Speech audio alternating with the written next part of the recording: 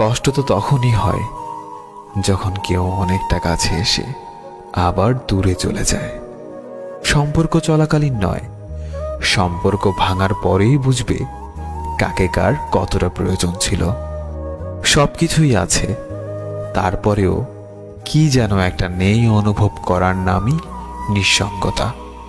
কিছু সম্পর্কের কোনো অস্তিত্ব নেই, নেই কোনো বর্তমান, নেই কোনো ভবিষ্যৎ, কিন্তু শুধু মায়ার কারণে সম্পর্কগুলো টিকে থাকে।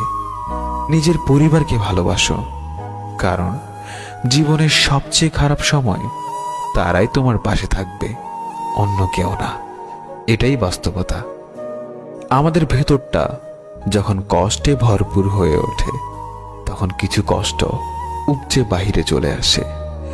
আমরা তার নাম দিয়েছি অশ্রু। এই অশ্রুই হলো আমাদের ভেতরের অতিরিক্ত কষ্ট। তুমি তো সেই কবিতা যা প্রতিদিন ভাবি কিন্তু লিখতে পারি না।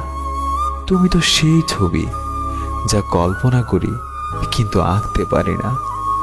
তুমি তো সেই ভালোবাসা যা প্রতিদিনই চাই কিন্তু তা কখনোই পাই না। বাইরের হাসিটা তো প্রতিদিনই দেখো, দাওয়াত রইল একদিন ভেতরটাও দেখে যেও। কি অদ্ভুত তাই না?